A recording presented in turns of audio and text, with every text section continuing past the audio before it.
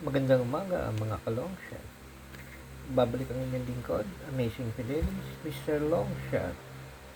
So ngayong araw ng linggo, February 8, 2026, meron tayong 8 races ng Metro Turf Race para sa special benefit race, no?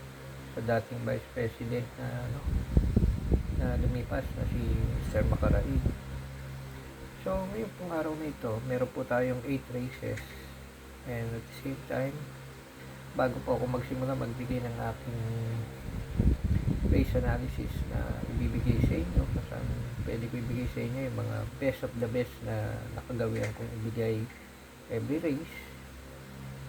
E nais ko munang batiyan ng congratulations yung mga napatama ko paggabi Saturday race. And at the same time, shoutout na rin sa bagong member sa aming Legit Winner Take All Bakasan Group chat, na kung saan yung aming special forecast na yun nga sabi ko silip, nadali namin yung race 6 between Madam Mayhem at yung numero 3. So maganda pa binigay nun, at maraming salamat sa special mention kila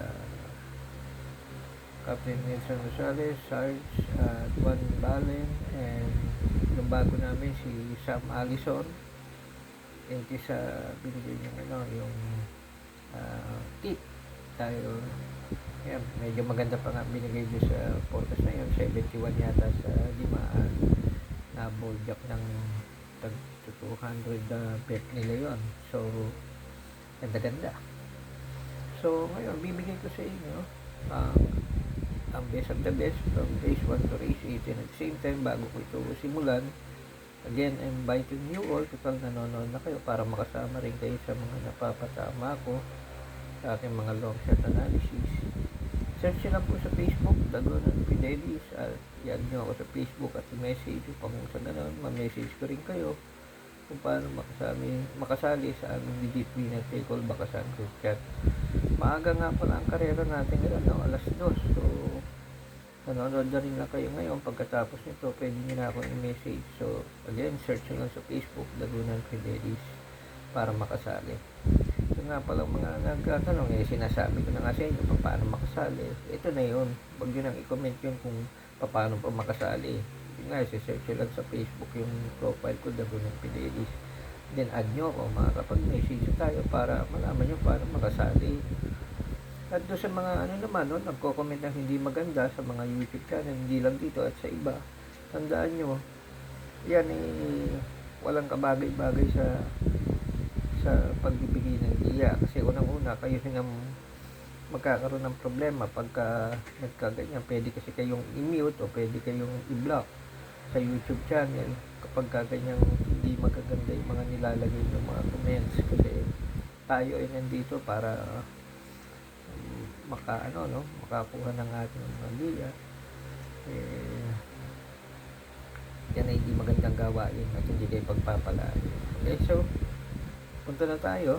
Again, message me, Dagonan Fidelis sa Facebook, add nyo ako, then we can chat para malaman nyo how to join and makasama na rin kayo sa mga napatama. And yun nga, yung mga babakas, meron kayong pre-pick 5 at doon yung sinisipat kong forecast para makasama rin sa tama nyo.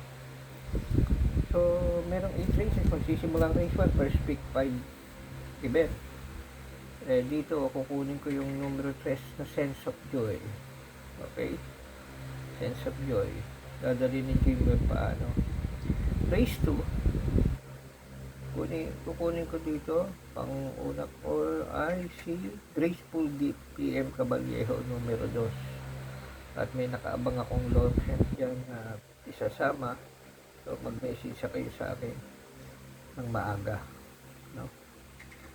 Phase 3, dito kung may suswertehan ako dito, tinitingnan ko dito si Saratoga Chrome, dadari ni El Supremo dyan, Alvin Joseph, no?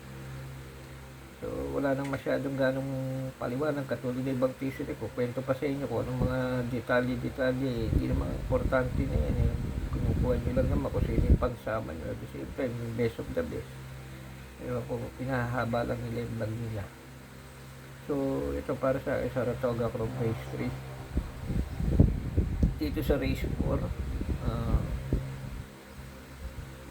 sino pa ba? 1,600 meters to. Ito nga pala yung beneficial race, no? Ibig sabihin, tribute race for Mr. Kaloy Makaraig, yung dating Vice President na lumipas. So, race 4, go with 7, ready to race it all, no? Galing sa panalo, another PM Caballejo ride, Patrick Uy Connection. Kanina, binibigay na rin ako isang Caballejo, so let's see kung maka back to back siya. So, punta tayo sa race 5. Yeah, race 5. Race 5, dito maganda rin, pero medyo mababa na sa laban kay kay Barayong, no, numero 7. So si Barayong, siguradong siya na rin ang papatok dito, pero sabi ko nga, lahat ng pumapatok may panilat yan, kasi kung sakali dito ko ilalagay yung isa kong pang sa kanya, pagdihado. So mag-busy siya kayo sa akin para makasali kayo sa legit winner take all back sa Lugat at makakuha nyo rin yan. Pero dito 7 Barayong ang primary spot ko sa race 5. Race 6, magandang karera to, 1,400 meters, dami magagaling, pero dito ko lalagay sa panguna ko na Crusading, another Patrick Uy Connection, at John Alvin Supremo Lucy pa rin ang magdadala. At meron pa siyang nakasamang yung 4A Mahusay Ay, no? So magandang sipat, numero 4. Pero may pang ko dyan, panigundo kong dihado dyan, alipit sa sa bakasan namin, sasama ko. Sa race 7, penultimate race, dito tinitingnan ko yung mababa na rin sa laban, hombre, Jeff Sarati pa magdadala. Again, another another connection for Jeff Sarati. Tingnan natin kung mababack to back niya. So Sarati, hombre, pero maglalagay ako siguro ng long shot din dito mamaya, kaming bakasan. Okay, race 8, final race, no?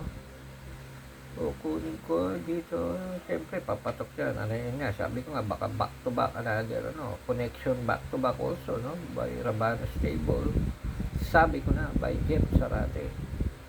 Again, numero 6, at katulad ng nakagawian dyan, may pre-forecast ang lahat ng mga bumabaka sa aming legit winner take all bakasan group chat. So I am inviting you all, i-message na ako, search nyo sa Facebook Dagunan Pinelis, at then add nyo ako para makapag-message sa iyo at na masabi ko how to join.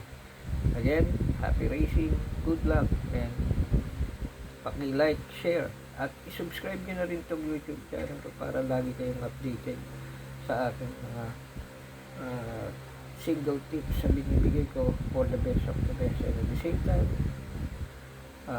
wishing you all the luck. Okay, thank you.